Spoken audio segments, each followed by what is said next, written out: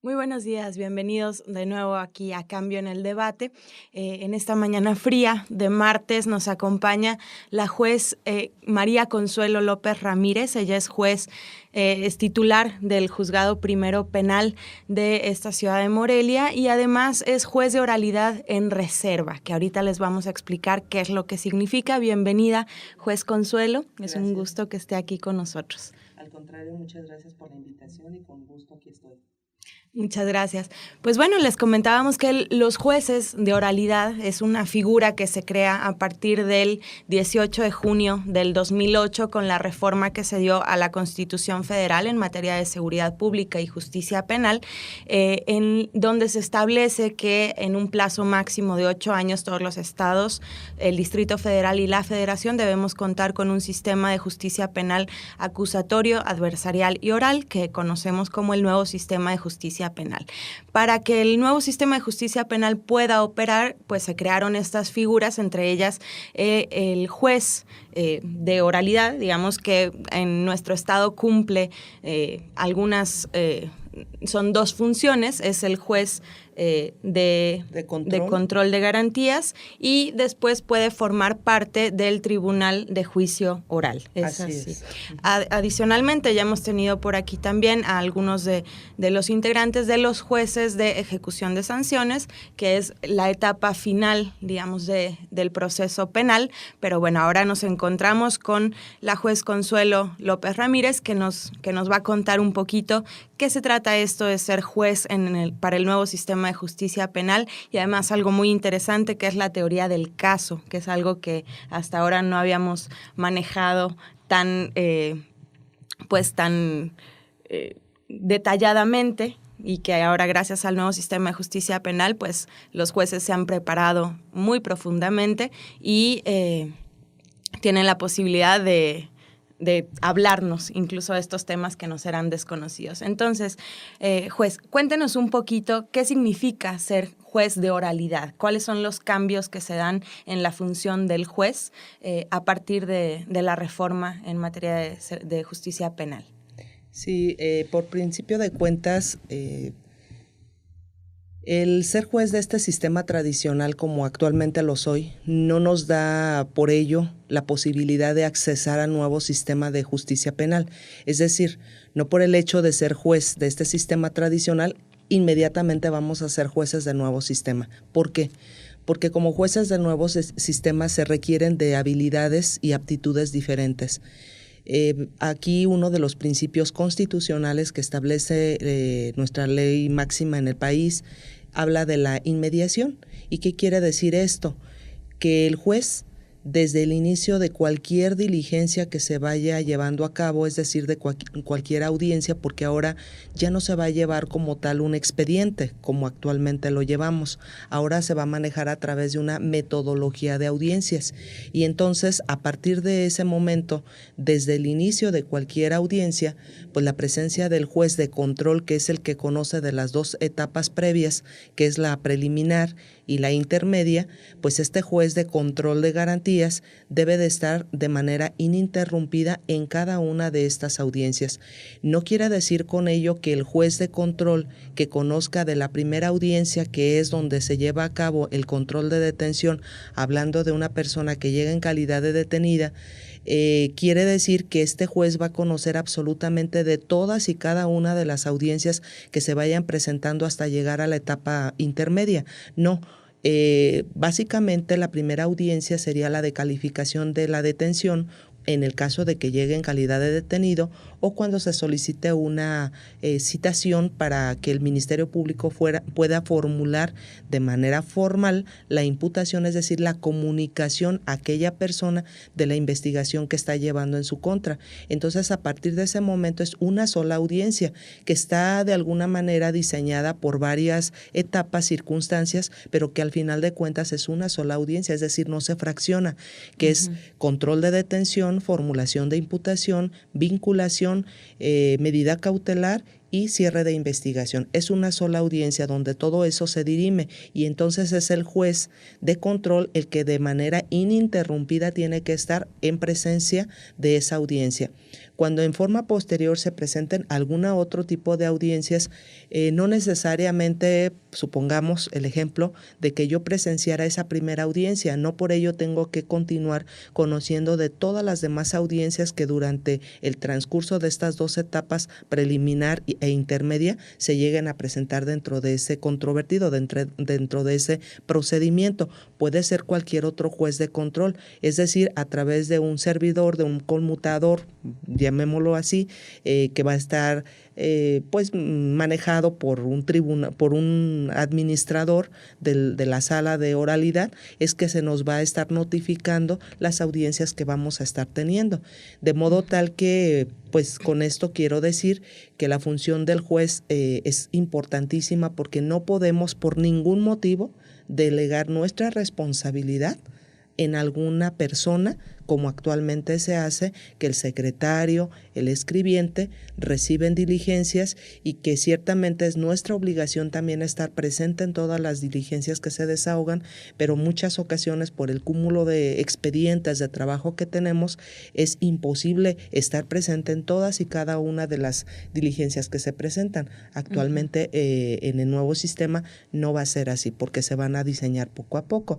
Ahora bien, este mismo juez de control, como acabas de mencionarlo, en el supuesto de que este procedimiento no se logre finiquitar con alguna de las formas alternas de conclusión del proceso, que puede ser la mediación, la conciliación, y que necesariamente el Ministerio Público considere que hay un fundamento serio para irnos a juicio, para irnos ya ahora sí, como dicen coloquialmente, irnos a la sentencia, entonces este juez de control de garantías puede llegar a conformar la terna de los jueces de oralidad. Sin embargo, esta terna también se va a procurar que sea conformada por un juez que anteriormente no hubiera conocido de las etapas previas. ¿Por qué? Porque también hay otra circunstancia que la Constitución establece. No debe de estar contaminado este juez de conocimiento previo que hubo en ese procedimiento, en las etapas preliminar e intermedia propiamente. Y usted hablaba, es un sistema de audiencias, el nuevo sistema de justicia penal. Estas audiencias son orales, se hacen frente a las partes y frente al público. Entonces, ¿cuáles son estas habilidades y aptitudes diferentes que debe tener el juez en el nuevo sistema de justicia penal? Bueno, efectivamente no es verbalizar, es decir, no es llegar con un escrito, empezar a hablar y a leerlo, no, porque de hecho nuestra ley nos prohíbe, tanto a los jueces como a las partes, llevar a cabo la lectura de documentos. Podrán tener algún documento de soporte, de apoyo, como dirían un pequeño no sé, renglón, esquema, para nada más puntos, para no perderse en su audiencia que están llevando a cabo, pero en sí no pueden llevar por escrito y estar leyendo. Entonces, por eso se le denomina ahora oral y no verbalizar. Ahora bien, las aptitudes es que no solamente tenemos que estar nosotros escuchando a las partes, entendiendo lo que las partes nos están diciendo, y que una vez que termine la intervención de cada una de las partes, incluso cuando por ahí se presente alguna petición, tener la facultad nosotros o la habilidad nosotros de inmediato y el conocimiento de resolver las peticiones que se nos hagan, sino incluso controlar el público. ¿En qué sentido? En que son, de acuerdo también con otro principio constitucional que se habla de la publicidad, debemos, por la cuestión de transparencia, debemos de procurar también el que a la sala de audiencias ingresen prensa, o cualquier persona que pueda estar interesada en presenciar el desarrollo de las diligencias que se van presentando o de las audiencias. Entonces nosotros también como tribunal tenemos que estar al pendiente de lo que se está suscitando en el público, de que no se altere el orden. Es decir, nosotros está a cargo de los jueces el control, la vigilancia, tanto de las audiencias o de las diligencias como tal, pero también de la presencia de todos los que están interviniendo ahí. De hecho, si nosotros, hay otra situación muy importante ahora hablando de los derechos humanos, somos los garantes del proceso penal. Es decir, si nosotros advertimos que un abogado no tiene los conocimientos suficientes en el nuevo sistema, a cargo de nosotros está la vigilancia también de que se lleve a cabo la defensa adecuada y técnica. Uh-huh. O sea, la defensa técnica basta con que sea abogado, pero no por ello, si nosotros advertimos que este abogado francamente no está capacitado en el nuevo sistema porque está en total desventaja, aquí no estamos perjudicando a nadie más que al imputado. Uh-huh. Y entonces nosotros tenemos que ser vigilantes de ello.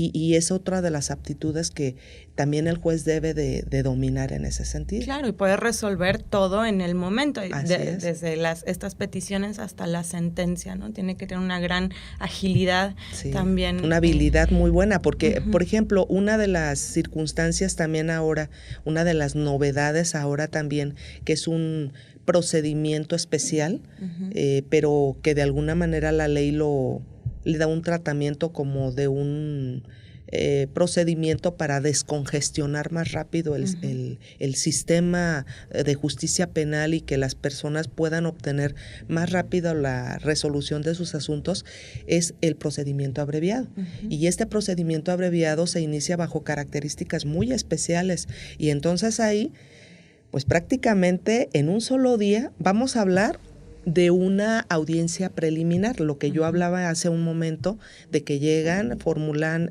vienen al control de detención, vamos a hablar de un detenido.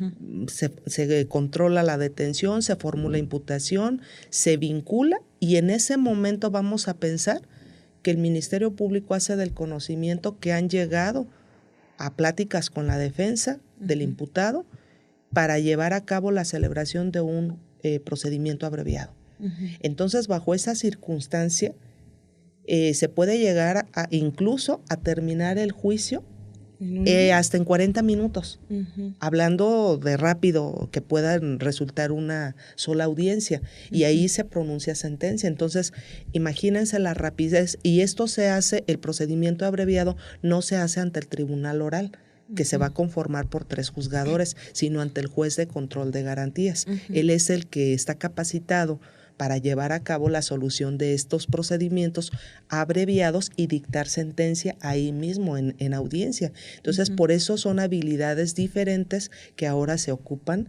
y que es un perfil específico que se está buscando en los juzgadores de este nuevo sistema. Claro, y que han tenido además una capacitación muy intensa, y bueno, estos creo que vale la pena aclarar, ¿no? Porque usted mencionaba hace un momento que en este sistema tradicional en el que tenemos ahora, les es imposible a los jueces conocer todos los casos y personalmente atender todas las diligencias, porque bueno, hay una gran congestión en el sistema penal porque todo se judicializa, ¿no? En el nuevo sistema de justicia penal aparecen estos mecanismos de descongestión como el procedimiento abreviado, la mediación, la conciliación, que permiten que los asuntos menores se desahoguen por aquellas vías y lleguen a juicio solamente aquellos casos que más agravian a la sociedad. Vale la pena hacer ahí la aclaración, y entonces los jueces podrán desempeñar mejor su trabajo porque pues llegarán menos casos hasta la etapa judicial, digamos. Sí, de hecho en el sistema tradicional ya está vigente también la posibilidad de accesar a estos mecanismos alternos para solucionar los conflictos de una manera diferente. Desafortunadamente, como personas estamos muy acostumbrados en nuestra cultura al problema, al debate, a la confrontación y venganza. Y a la venganza. Y pocas veces, y créanme de verdad, en muchos asuntos que nosotros conocemos, en muchas ocasiones las víctimas o los agraviados no requieren, o sea, no quieren más que les paguen. O sea, ellos no les interesa que la persona que los agredió en su patrimonio, en su persona o en sus bienes, esté en la cárcel. Muchos dicen, ¿a mí de qué me sirve que esté en la cárcel? A mí lo que me interesa es que me reparen el daño. Pero en ocasiones, si no hay una posibilidad efectiva también de alguna manera para el imputado tener decir, bueno, yo reparo el daño, pero ¿cuál es el beneficio? Que de alguna manera se me pudiera llegar a otorgar si yo hago la reparación de este daño. Entonces, bajo este esquema, en este nuevo sistema, sí hay esta posibilidad y de alguna manera en el sistema tradicional ya lo estamos viviendo. Y a ver, dediquemos los 5 minutos que nos restan, se nos fue volando el tiempo, juez, a lo que nos comentaba, fuera del aire, sobre la teoría del caso. ¿Qué es la teoría del caso? Bueno, con palabras muy sencillas, la teoría del caso es lo que cada parte, defensa, Ministerio Público, va a llegar a contarle al juez desde su óptica. Es decir, ¿qué fue lo que pasó? Yo como Ministerio Público, ¿qué fue lo que pasó de acuerdo con lo que yo estoy investigando y lo que yo pretendo imputar y llevar a juicio? Y la defensa, desde su óptica como defensor, desde su perspectiva, ¿qué fue lo que pasó en ese asunto? Eso es en términos muy sencillos, eso es llegar y contarle cada parte una historia al juzgador. Pero esa historia debe de estar sustentada por ciertas circunstancias, es decir, la teoría del caso se compone de 3 elementos especiales, que es la parte fáctica, que es los hechos, en realidad, qué ocurrió, la fase probatoria, con qué se va a demostrar lo que van y cuentan, y la fase jurídica, en donde se subsumen esos hechos, esas circunstancias que se plantean, en qué hipótesis legal se subsumen. Entonces no es nada más llegar y platicar una historia, porque si llegan y platican una historia, por muy dolorosa, por muy bonita que llegara a sonar, pues si no está conformada de estos 3 elementos, pues no tenemos verdaderamente una teoría del caso desde el punto de vista jurídico. Entonces es aún más complejo, digo, con esto que nos comentes, podemos tener una imagen de todavía más complejo la labor del juzgador, ¿no? Porque finalmente si estas teorías del caso están bien elaboradas, ambas son verosímiles, ambas son posibles, ¿no? Ahí, ¿cuál es la labor del juzgador? ¿Cómo puede ir conociendo dónde falla alguna de las teorías del caso o cuál es la verdadera? Aquí lo fundamental es que cada una de las partes, yo lo decía hace un momento, el Ministerio Público por principio de cuentas tiene que ver si tiene un fundamento serio para llevar a una persona a juicio.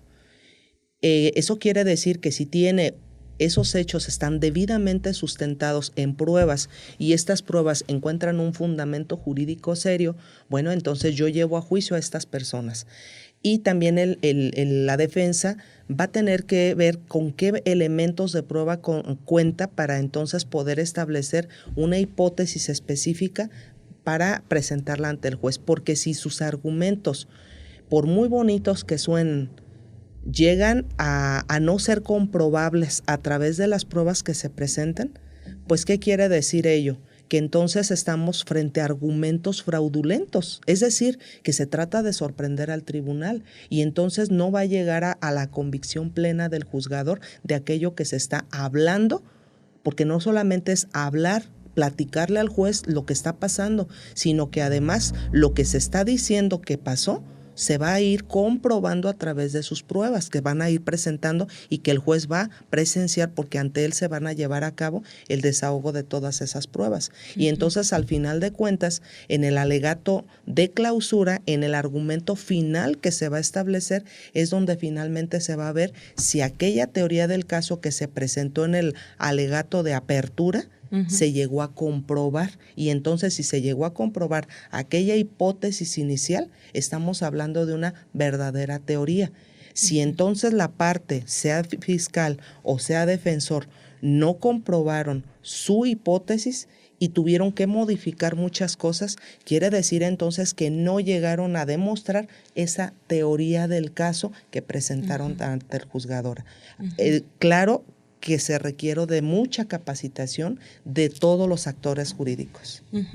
No, eso sin duda, hay actores como usted, ¿no?, que tienen más de 1,000 horas, ¿no? No sé cuántas horas de capacitación, que realmente son un orgullo para los michoacanos contar con operadores así, porque finalmente es un reto muy grande. ¿Qué le parece, juez, si en 2 semanas, porque la siguiente sesión va a venir el el director de la Defensoría de Oficio a platicarnos sobre el Instituto de la Defensoría Pública, pero si en 2 semanas nos vuelve a acompañar para hablar sobre esto, nuevamente, la teoría del caso y qué es eso de la duda razonable, ¿no?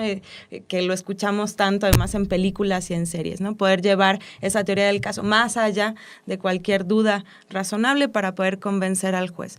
Pues bueno, se nos ha acabado el tiempo, le agradecemos muchísimo a la juez María Consuelo López Ramírez. Ella es titular del Juzgado Primero Penal de esta ciudad de Morelia y además juez de oralidad en reserva, de verdad una de las mejores jueces con las que cuenta el Estado y que sin duda con operadores como ella el nuevo sistema de justicia penal pues va a lograr consolidarse, va a cumplir con sus objetivos. Es un orgullo que esté aquí con nosotros y le agradecemos muchísimo su asistencia, juez. Muchas gracias y con mucho gusto aquí estaré presente. Muchas gracias. Pues bueno, nos despedimos. Muchas gracias a Lupita, a Ramón en la cabina que nos han ayudado a llevar estas palabras hasta usted y nos vemos aquí el próximo martes. Esto fue Cambio en el Debate. Gracias.